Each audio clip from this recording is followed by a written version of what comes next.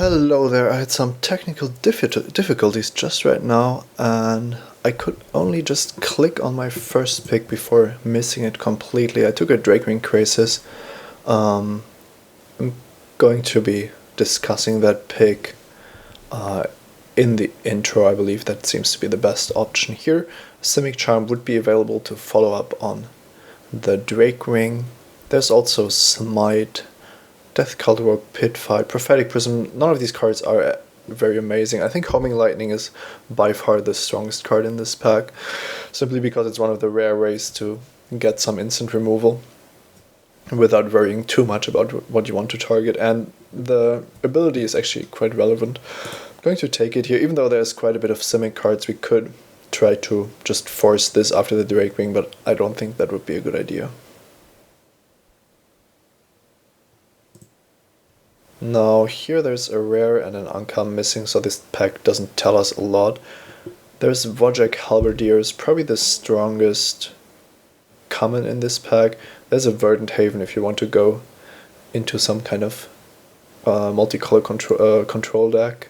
Disciple of the Old Ways is fine in both Simic and Gruul, but it's not amazing in Simic and only okay in Gruul, I think. In Gruul it's probably among the better 2-drops you can play, but there's no reason to believe that we should be Gruul at this point, and the Halberdiers are just a lot stronger than the Disciple. I'm going to go with power level here and going with the Halberdiers. So this pack actually tells us a little more, because there's only an uncommon missing, which means that 2 people took commons out of this pack, passing us Shamble Shark and Disciple, with a bunch of cards that you aren't happy to play but are easily main-deckable. There's also a Simic Flux Mage, which I think isn't too great because it takes a lot of time to get going, but once it does, it's actually pretty good. However, I still think that Shamble Shark is probably the better 2-drop, well, the better card, given that it's a 2-drop compared to the relatively weak Flux Mage.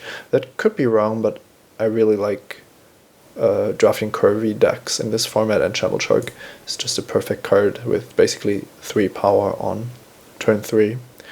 And yeah, I think it's fine to just see if Simic is open.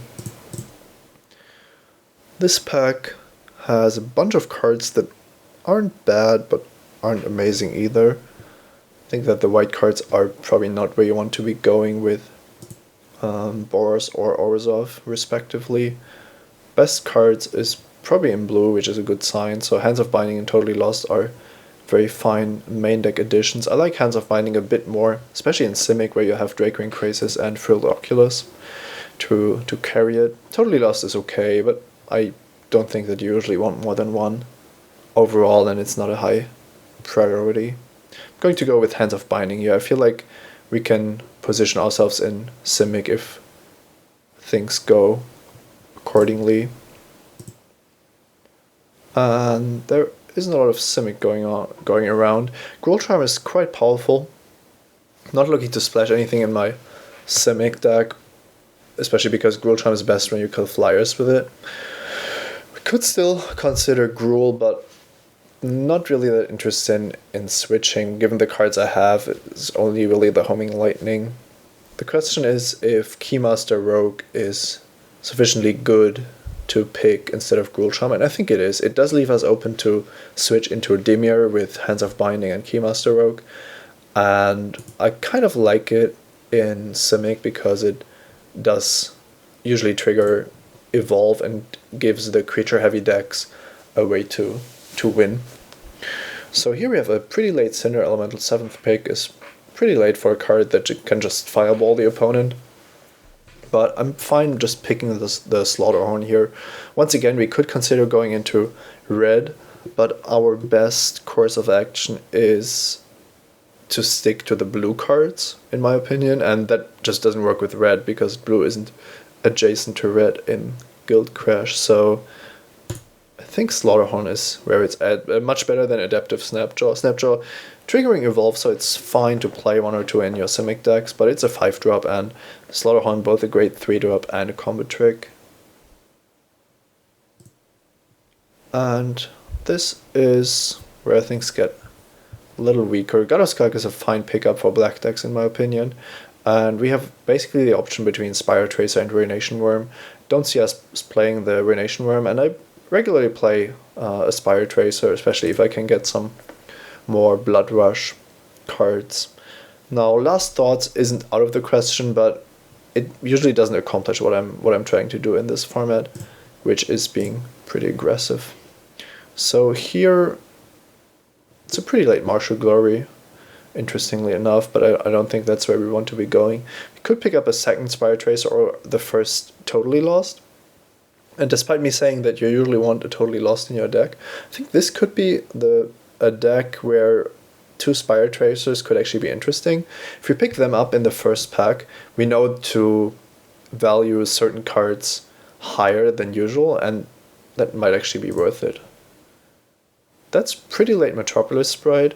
I really like Burst of Strength overall, but especially when you have Spire Tracers, but I'm not going to pass a 2-drop in my colors for a Burst of Strength. And here, Hydroform is a fine sideboard card against Burrows, I feel. Scatter Arc is playable, but not really great, so I'm actually going to go with that for the sideboard. And that's a 12th pick, Birth of Strength, which is great. We already have a Hydroform, so let's diversify our sideboard options a little bit. Okay, yeah, that was unfortunate with the first pick, but it looks like we might be set up to draft a nice Simic deck after all. And I'm going to hide the Halberdiers and the Homing Lightning for now, just so that we get a good idea of how our main deck could look like right now. And here's pack 2, Mugging, True Fire Paladin, 2 great red cards. True Fire Paladin, probably one of the best Boros cards you can have.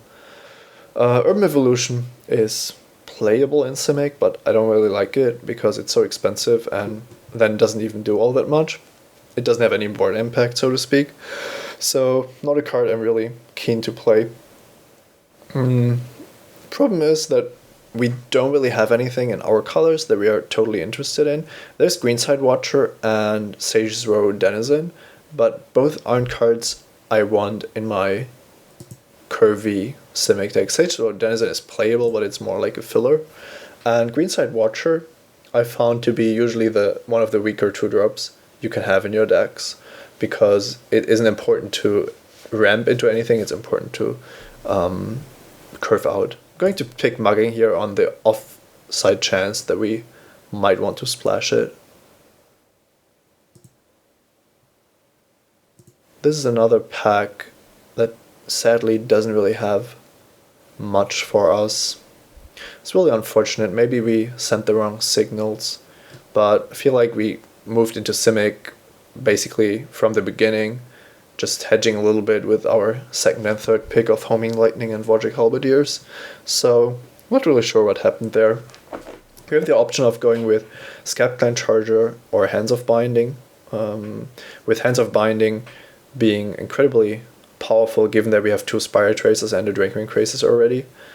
Even Metropolis Sprite carries a Hands just fine, so happy to pick up a second one. We might want to play up to 3, but 2 is a good number, so we don't have to prioritize any further Hands of Binding. This is pretty insane. People have picked an Uncommon and 2 commons out of this pack, and there's still Kingpin's Pet, Oars of Charm, Rite of Precinct 6, and Fireman Avenger in the pack. So, given that our pick would probably be a Spire Tracer, I'm going to take out the Fireman Avenger here. I'm not going to splash black, and I can't cast anything else either, so I'm going to take out the Avengers so that we don't have to play against it. This is another pack that's really not exciting for us. Can pick up the Verdant Haven. Maybe we're going to splash the Mugging, but currently I hope that that doesn't happen. Not interested in any of the other cards, so Haven it is. Now, things aren't looking too great here, but maybe we can make something work. There's Disciple of the Old Ways as another 2-drop, and if we end up splashing red, the first strike ability is actually relevant. Alternatively, we have Pit Fight and Keymaster Rogue, and I don't like Pit Fight in Simic decks. I don't like Pit Fight outside of Gruul, so that's not a card I'm interested in. And Keymaster Rogue, while being nice with our current curve and Hands of Binding, is kind of a clunky card. So I'm not too sure how many of these I want. I would play 2, but I don't want to pick them up that highly. I think I'm going with the Disciple there, even though it's not amazing. I feel like if we can maybe activate its first strike ability, we should be fine. There's a Simic Guildgate and an Incursion Specialist. If we want a Guildgate, it should be the Gruul Guildgate, and with the plan of also playing some run drops in Simic, the Simic Guildgate is actually not that great. Looks like Boros is relatively open, but we didn't get enough in the first pack to justify switching. The Specialist is pretty nice. And a late Shamble Shark. Also a Illuminate Primordial 22nd pick, but that's a 7-drop, so we are basically going to ignore that with our plan to just draft a very nice curve. Another pack that's pretty stacked given how late it is in the draft. Call of the Nightwing is one of the best Dimir uncommons, and Bane Alley Broker isn't much worse. I like the Broker in the multicolor control decks as well. Glaring Spotlight is okay, but I don't think it's particularly amazing because it just sits there and you have to wait basically to activate it. I'm going to pick Call of the Nightwing here. It's not only very powerful, but it could work very well with the deck we are trying to draft, so a Black Splash isn't out of the question. Let's pick up a second Verdant Haven. Who knows, maybe we can just play 5-color Simic. Here I'm going to take out the strongest card. The Skyjig is really amazing. I'm not looking to pick up cards like Razor Tip Whip. Hopefully we won't need these kind of effects now. Riot Gear is okay, but not amazing. I kind of like Shadow Slice, given how this deck is shaping up to be a little bit more colorful than previously thought. And let's weaken the Boros decks a little more as well. Still haven't hit the Firemane Avenger just because it's still theoretically possible to play it, given that we have 2 Verdant Havens, but I wouldn't count on it. Here we go with pack 3, and once again, not the greatest pack when you are Simic, because we don't really have a Simic card here. There's Hands of Binding and Keymaster Rogue in our colors, if we don't consider the potential splash, and also a Bane Alley Broker, which we could just play, given that we also have Call of the Nightwing. Having 3 toughness is actually nice with Evolve, but we don't have that many Evolve cards yet. So overall, I think we should stick to one of the blue cards here, with the third Hands of Binding probably being weaker than the second Keymaster Rogue, especially if we want to maybe splash the 2 black cards we've picked up. It's unlikely that we can wheel Hands of Binding, but I like the Keymaster better here. Now we really want some more early drops and maybe a Dimir Guildgate. So that's another Homing Lightning, interestingly enough, and Blind Obedience, red cards, all not really playable for us. There's just nothing for us here. We have a Spire Tracer and Adaptive Snapjaw as basically the only options, which is pretty miserable. We don't want to splash an Extort card that just doesn't work with the mana. So one option would be to just pick the Shanktail because it's quite powerful, and we do have the 2 Verdant Havens to play some splashes. Could also go with the 3rd Spire Tracer, but that's kind of pushing it. It's nice with the 2 Cypher cards we have, but it's really unclear if we are going to be able to pull any of that off. Also, wheeling a Spire Tracer isn't out of the ordinary, so I'm going to go with the Shanktail here, just staying a bit more open towards where this deck is going. So here we actually have potential 3rd Hands of Binding, but there's also a Death Cult Rogue in our colors, given that we can cast it off of blue and might be splashing black. It's better than Sapphire Drake and it works well with our deck. I think it's a relatively easy pick. Now, there's some Simic cards in Rust Scarab and Ooze Flux, but we didn't really succeed in drafting the Evolve deck, so it's basically between Simic Guildgate and Rust Scarab at this point, with the Rust Scarab being a nice 5-drop, of which we don't have many. The Guildgate fixing our blue-green mana, but not helping with any of the splashes, so I'm not sure what to think of that. If we had a Greenside Watcher, maybe the Guildgate would be nice with the Verdant Havens, but overall I feel like Rust Scarab is just better, and also better with the Verdant Havens, given that we might accelerate it. It's a nice little Drake Ring Crasis 5th pick. Just a great card for Simic. No questions asked here. And it looks like we might have to put up with a 4-drop. Ivy Lane Denizen is actually quite nice with Spire Tracer. Pumping the Spire Tracer itself, but also triggering its ability when we drop it. It looks nice in combination with the Keymaster Rogues as well. Here we have quite a lot of options. Wow, that's really interesting, because Burst of Strength, Wasteland Viper, Mind Eye Drake are all colors I would like to play in Simic. Prophetic Prism is interesting because the potential for splashes in our deck, and just giving us some more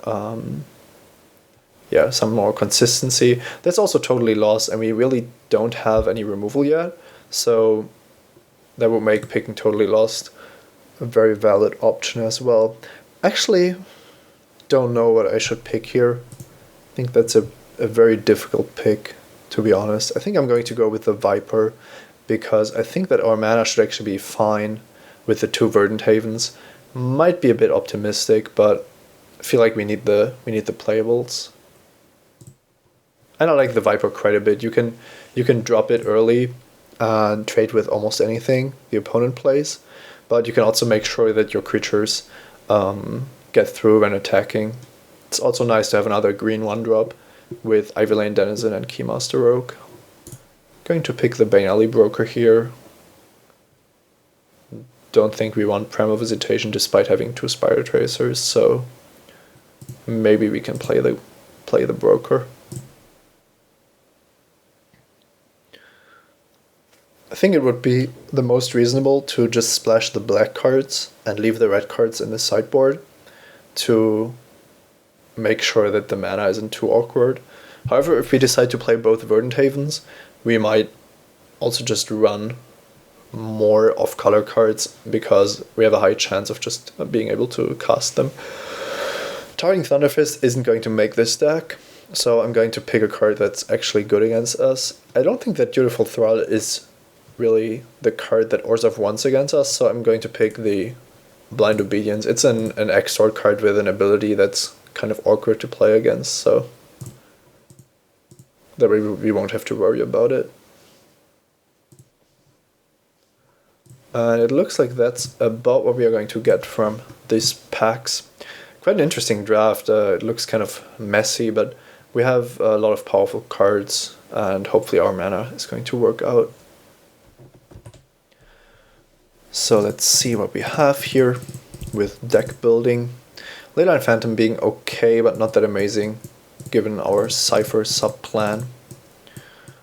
Now, still not sure how this splash is going to work out. That's more of a sideboard card.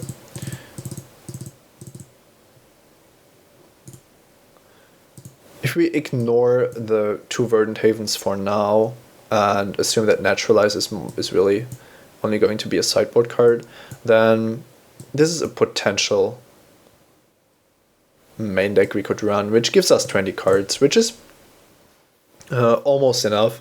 So considering the 2 Verdant Havens and any cards we might splash with that, we should be fine with the playables. Now, special cards in black include Call of the Night Ring, Bane Alley Broker, and Shadow Slice. And special cards in red include, well, not really the Homing Lightning, Mugging and Shanktail, with the activation of Disciple of the Old Ways also being an option. Now, Shanktail isn't amazing, but Blood Rush and First Strike actually means that whatever you Blood Rush is almost assuredly going to kill the opposing creature, and it's also quite nice with the Dracoin Crasis. So even though the Shanktail might not be the most amazing card, I could actually see splashing it. Now, we can basically go three ways. We can just play the two red cards with a combination of Verdant Havens and Mountains. We can play 2 or 3 of the black cards, maybe only the aggressive ones, maybe all 3, because Bane Alley Broker is in fact quite strong with some swamps.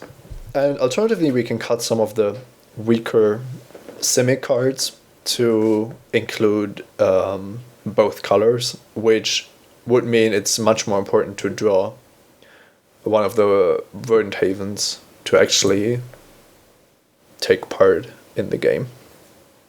Now, the card I'm not really that interested in is Leyline Phantom, because with the 2 Keymasters, it's kind of pushing it on the tempo front, and I want to maximize the Spire Tracer Keymaster Rogue interactions of this deck. I think that's pretty clearly where this deck should be going, and with Hands of Binding and Spire Tracer and the Flyers, going the evasive route should be what we should be doing. So overall, I feel like we should probably leave the red cards on the sidelines. We could play the Disciple and some amount of Verdant Havens to just be able to activate it nonetheless, but maybe we don't actually want to maximize the amount of Verdant Havens and only make sure that we have a moderate amount of black cards to play some of these spells. So maybe we can put in 1 Verdant Haven and then look at a 17 land deck with, yeah, now the interesting part starts when we consider 3 black cards on 3, 4, and 5 mana. We want about 4 black sources, so 3 Swamps and a Verdant Haven would be what we want, giving us only 7 green and 7 blue. Now that's not what you want in your deck, simply because, well, a Shamble Shark is much better on turn 2 than later, and if you draw a single swamp, or if you drop a single swamp, then you aren't going to be able to play them. So this is a crucial decision, I feel like. Maybe the Shadow Slice is too optimistic. Maybe we won't be getting in for as much damage as I hope. But on the other hand, I think that's what we have to try to be doing. Otherwise, we are just probably going to lose the game. Now, I talked about Leyline Phantom, and I still think it's the weakest link in these cards here. And one could argue that this deck doesn't want Bane Alley Broker, because an 0-3 with a card advantage mechanism doesn't really fit the aggressive nature of this deck. However, I still think that Bane Alley Broker, just because it's an 0-3, almost warrants an inclusion even on the splash. Now, alternatively, we could just live without the Broker, and then maybe we would just play a second Verdant Haven, although I'm not too fond of the card itself in the kind of deck we're trying to draft. Just like this is a card advantage mechanism, Verdant Haven is somewhat of a utility card that just doesn't win you the game outright. So if we cut the Broker, we would probably want the Leyline Phantom in there. Another 5-drop as opposed to the black card on the splash. Now I think that Bane Alley Broker is where we want to be going. So if this is our build, then we have to play 3 Swamps and a 7/7 mana base, which does mean that the mana base is going to be the weakest link of this deck, and otherwise we're going to rely on the evasive strength that we have with this build. I think that's at least a good plan, and I'm not too happy about having to splash 3 black cards, but I don't see much of an alternative here. Okay, let's see how that goes.